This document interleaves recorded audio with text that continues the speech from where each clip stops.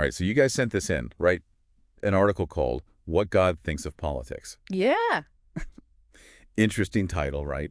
By David Pack from the Restored Church of God. Hmm. Um, this group has some interesting roots in a movement called Armstrongism. Yeah.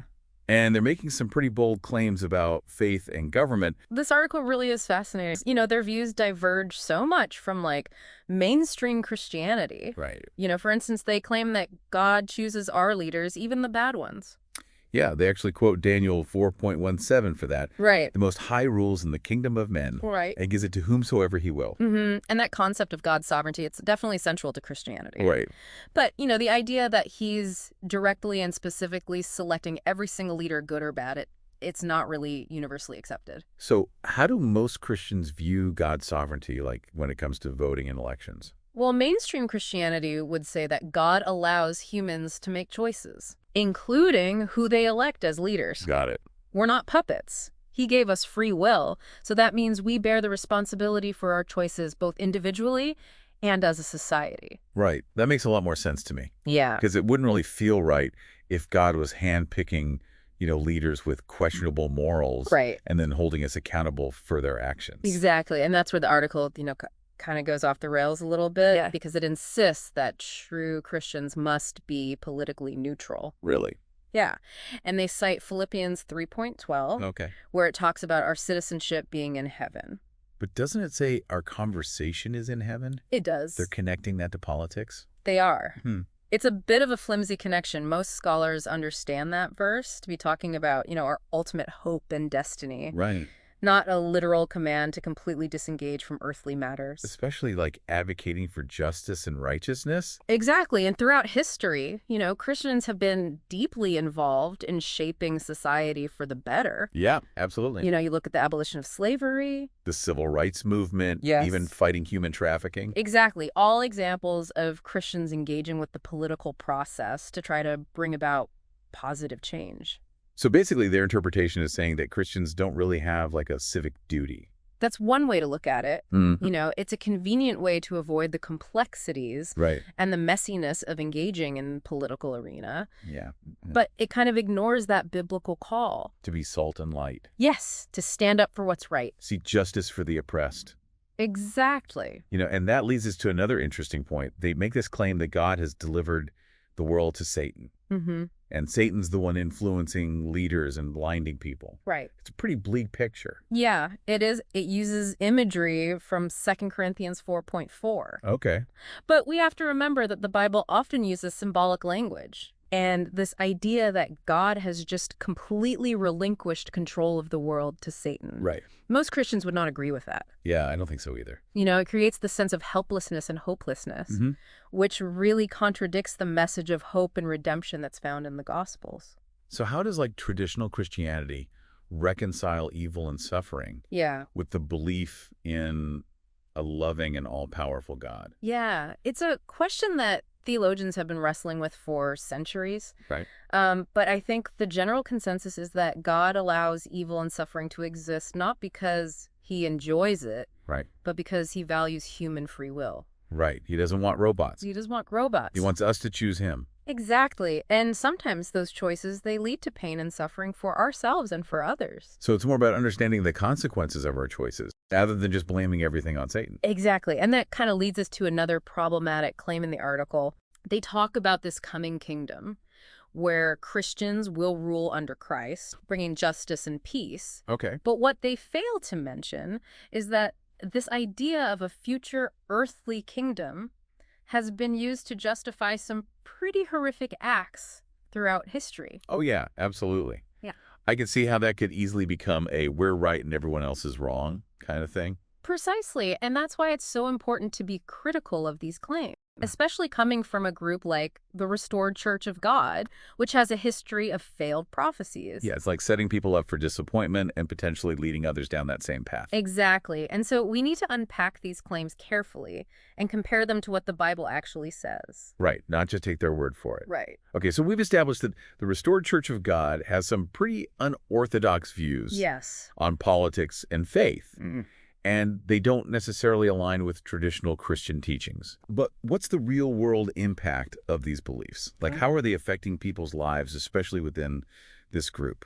We're going to delve into that in part 2 of our deep dives. Yes, we are. So welcome back to our deep dive into what God thinks of politics.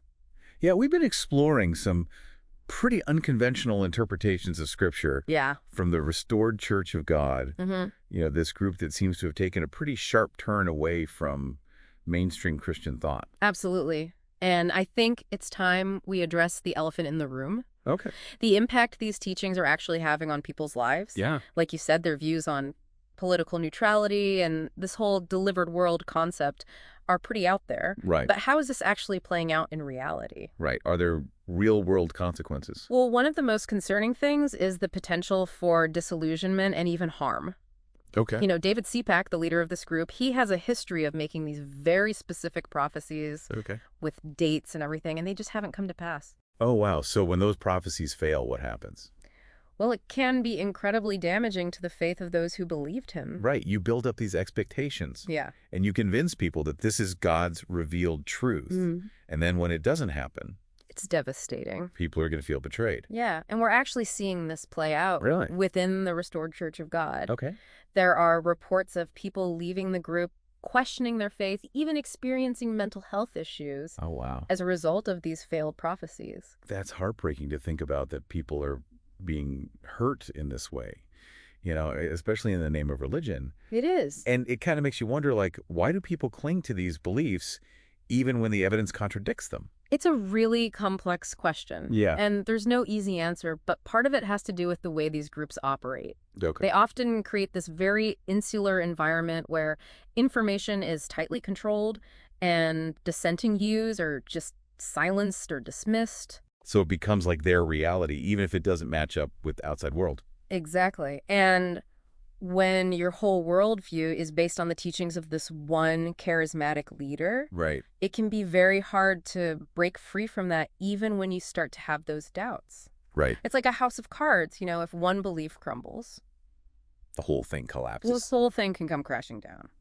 And in this case, it seems like the foundation of their beliefs is built on these failed prophecies. Yeah. So if those start to crumble, what happens to the rest of their worldview? That's a question that many former members of this group are wrestling with right now. Yeah. And it's not an easy process, deconstructing a belief system that you've built your whole life around. Right. Your whole life is based on that. It can be incredibly challenging emotionally and intellectually.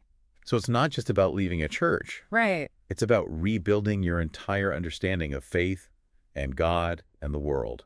Exactly. And that's why it's so important to be sensitive and compassionate towards those who are going through this. Yeah. They need support, they need understanding, and they need resources to help them navigate this really difficult transition. This conversation has been so eye-opening. We started by examining the claims that they're making in the article. Yeah. But now we're seeing like the real-world consequences of these beliefs. And it's a stark reminder that ideas have power. They do. And when those ideas are distorted or misused, they can have a profound impact on people's lives. Yeah, you're absolutely right. And it just highlights the importance of critical thinking. Especially when it comes to religious teaching. Especially when it comes to religious teachings. We need to be willing to ask those hard questions, to challenge assumptions, and to compare what we're being told with what the Bible actually says. Absolutely. And we also need to be aware of the potential dangers of groups that exhibit those cult-like tendencies. Yeah. Like, isolation control and that reliance on failed prophecies. So even though we can't force anyone to change their beliefs, we can at least offer them resources and support if they choose to explore other perspectives. Exactly. And there are resources out there. Like what kind of resources? There are a lot of organizations that specialize in helping people who have been affected by cults. Okay. They offer counseling support groups and information to help people deprogram and rebuild their lives. So they can connect with other people who've had similar experiences. Exactly. And that can be incredibly healing and empowering. Yeah. It reminds people that they're not alone and that there is hope for a brighter future. So as we're wrapping up this part of the deep dive, I think it's important to reiterate that our goal here isn't to attack anyone's beliefs. Right. Or tell people what they should or shouldn't think. Our goal is to provide context. Yes. To encourage critical thinking. Yeah. And to highlight the potential dangers of groups that, deviate so far from traditional Christian teachings. And to remind everyone that truth matters. It matters what we believe, and it matters how those beliefs impact our lives and the lives of others. Absolutely. So as always, we encourage you to keep exploring, keep questioning, and keep searching for truth, wherever it may lead you. That's a great point. Thank you. Keep those minds sharp and those hearts open. All right, welcome back to the Deep Dive. We've spent the last 2 segments really unpacking this article, What God Thinks of Politics, from the Restored Church of God. Yeah. And it's been a wild ride. Yeah, a wild ride for sure. We've seen how their interpretations of Scripture, especially on political engagement and the role of Satan, really stray from mainstream Christian thought. Absolutely. And, we also touched on the impact these teachings are having on people. Right, the human cost. Yeah, particularly those struggling with the fallout of, David C. Pack's failed prophecies. And I think that's where it gets really tricky because, we can critique their theology. Yeah. We can point out inconsistencies. Right. But we also need to remember the human element. Yeah, these are people searching for truth and meaning, a sense of belonging. Absolutely. Yeah. And a lot of people who join these groups, they might be at a vulnerable point in their lives. Right. Maybe seeking answers to difficult questions, dealing with personal struggles. Yeah. Or just longing for a sense of community. And these groups can be very appealing in that sense. Right. Yes, a tight-knit community where everybody's on the same page. Exactly. And that can be very seductive, especially for someone who's feeling lost or uncertain. Right. But it seems like this sense of certainty. It comes at a price. What do you mean? Well, as we've said, groups like the Restored Church of God, they tend to create this really insular environment. Okay. Where information is controlled and dissenting views are shut down. Right. They may even demonize the outside world, saying it's corrupt and evil. So it becomes like an us versus them mentality. It does, and that makes it really hard to leave, even if you start to have doubts. I understand, because you've invested so much. How much? Emotionally, socially, and even financially into this group. Yeah. It feels like you're losing everything. Exactly. And there's also that fear of what will happen if you do leave. Right. Will you be shunned by your friends and family? Will you be cut off from this community that you've come to rely on? These are very real fears, and they're often used by these groups to keep people in line. It's scary. It is. Like they're using fear. Yeah, a climate of fear and control where questioning the leader or the teachings is just not an option. So that's why it's so important to talk about this, to shed light on these dynamics. Right. And to help people understand that there are resources available for those who are questioning their involvement in these groups. Yeah.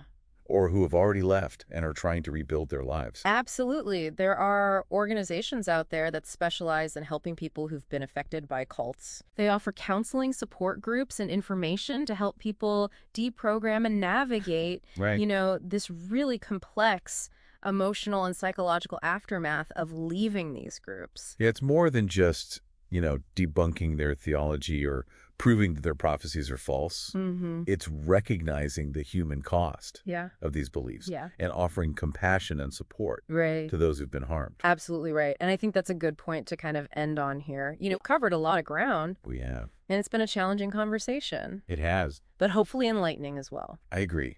It's a good reminder to be discerning about what we believe, who we trust, especially when it comes to matters of faith. Absolutely. And, if this conversation has raised any questions for you, or if you know someone who might be struggling with similar issues, please reach out for help.